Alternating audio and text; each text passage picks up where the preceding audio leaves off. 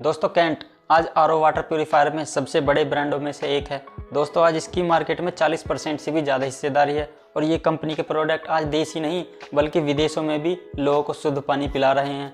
लेकिन दोस्तों इसकी शुरुआत एक ऐसे शख्स ने की थी जो सरकारी नौकरी किया करते थे और उन्होंने एक ऐसा यूनिक आइडिया निकाला जिससे ये यूनिक प्रोडक्ट मार्केट में मिल पाया और उन्होंने 1100 करोड़ की कंपनी खड़ी कर दी। तो दोस्तों कैसे किया उन्होंने, क्या स्ट्रेटजी लगाई, जानने को मिलेगा सब कुछ आज की इस वीडियो में।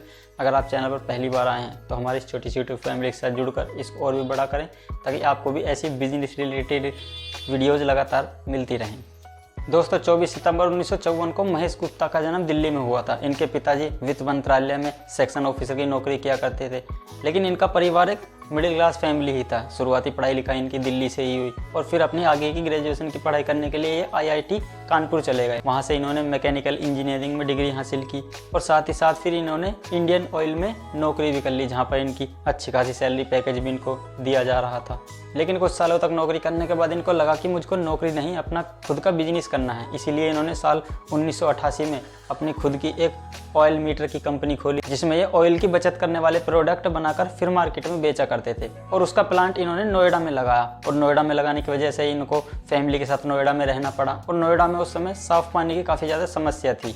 एक रोज़ जब इनके बच्चे बीमार पड़ गए तो ये डॉक्टर के पास गए और डॉक्टर ने इनको बताया कि तुम्हारे बच्चों को जो बार बार बीमार पड़ने का कारण है वो है गंदा पानी। अगर इसकी समस्या ऐसे ही रहेगी तो बच्चे ऐसे ही बीमार पड़ते रहेंगे। इसीलिए इन्होंने फिर ऐसा एक यूनिक आइडिया सोचा कि क्यों ना मैं एक ऐसा वाटर प्यूरिफायर बनाऊं जो बच्चों को शुद्ध पानी पिला सके। हालांकि ऐसा नहीं है कि उस समय पर वाटर प्यूरिफायर मार्केट में अवेलेबल नहीं थे, अवेलेबल थे, लेकिन वो उस तरह से पानी को साफ़ नहीं कर पाते थे कि जिससे पानी पूरी तरह से 100% सेफ हो सके। इसलिए इन्होंने खुद ही ये निर्णय लिया कि मैं खुद अपना ऐसा वाटर प्यूरिफायर बनाऊंगा जो पानी को 100% शुद्ध कर सके, क्योंकि ये मैकेनिकल इंजीनियरिंग की डिग्री इन्होंने की ही हुई थी। तो इसीलिए इन्होंने उस समय पर कुछ पार्ट्स को अमेरिका से एक्सपोर्ट किया और अपना खुद का एक आरओ वाटर प्यूरिफायर सिस्टम बनाया। और उस आरओ वाटर प्यूरिफायर की कीमत इनको लगभग 40,000 रुपये तक पड़ी, क्योंकि वो उसके पार्ट्स अमेरिका से मंगाए हुए थे। लेकिन उन्होंने अपने घर के यूज के लिए उसको बनाया था। लेकिन जब घर के लिए बनाया तो जो इनके आसपास के रिश्तेदार थे, लोग थे, उन्होंने भी डिमांड की कि हमारे लिए भी एक ऐसा आरओ बनाएं। तो इस तरह से इनको लोगों से उस आरओ के लिए अच्छा रेस्पॉन्स मिला।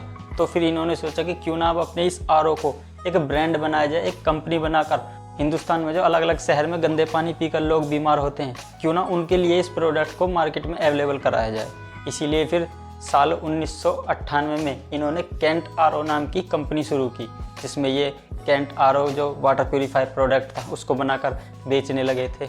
हालांकि इनके लिए उस समय पर बिल्कुल भी आसान नहीं था, क्योंकि उस समय पर एक्वागार्ड एक बहुत बड़ी कंपनी थी जो भारत में वाटर प्यूरिफायर प्रोडक्ट बेच रही थी और उस समय पर उसने लगभग 70% मार्केट पर कब्जा जमाया हुआ था। लेकिन समस्या एक थी कि जो दूसरी कंपनियां थीं उनके जो वाटर प्यूरिफायर थे वो यूवी अल्ट्रावायलेट जो तकनीक थी उसके द्वारा पानी को शुद्ध किया करते थे, जिससे पानी शुद्ध हो नहीं पाता था। वहीं दूसरी तरफ जो महेश गुप्ता ने अपना कैंट आरओ शुरू किया था वो रिवर्स ऑस्मोस यानी कि आरओ तकनीक द्वारा पानी को शुद्ध किया करता था, जिससे पानी 100% शुद्ध हो जाता था और लोगों को उससे काफ़ी ज़्यादा बीमारियों से मुक्ति भी मिलती थी। लेकिन उस समय पर महेश गुप्ता का जो आरओ था उसकी कीमत 20,000 रुपये थी। वहीं दूसरी तरफ मार्केट में जो दूसरे प्यूरीफायर मिल रहे थे उनकी कीमत 5 से 7,000 या 10,000 के बीच तक ही थी।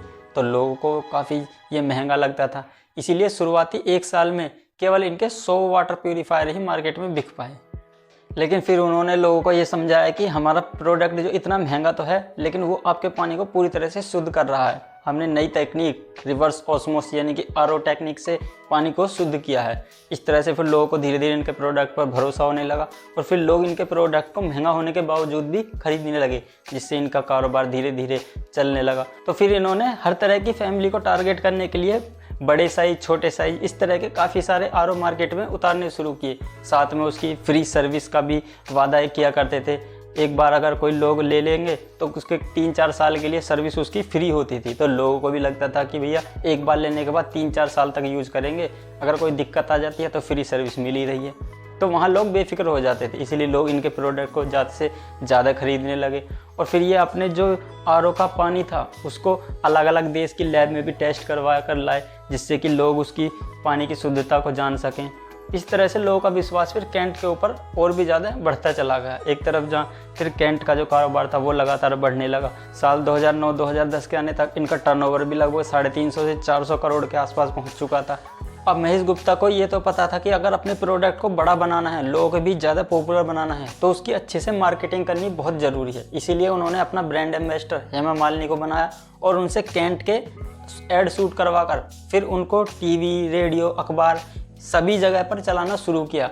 और जाहिर तौर पर क्योंकि भारत एक क्रिकेट लविंग देश है, लोग यहाँ पर क्रिकेट बहुत ज़्यादा देखते हैं, तो उन्होंने क्रिकेट में भी स्पॉन्सरशिप लेनी शुरू की। साथ ही साथ अपने ऐड मैच के दौरान भी चलाए। साथ ही साथ जो मैच के पोस्ट या प्री मैच जो प्रेजेंटेशन होते थे उनको भी स्पॉन्सर करना शुरू किया, जिससे भी कैंट को काफ़ी ज़्यादा नाम मिला, फेम मिला और इनका जो पॉपुलैरिटी का ग्राफ था वो काफ़ी ऊपर गया। साथ ही साथ इनका जो रेवेन्यू था वो भी काफ़ी ज़्यादा बढ़ने लगा। फिर कंपनी ने मार्केट में और भी काफ़ी सारे नए नए प्रोडक्ट उतारने शुरू किए।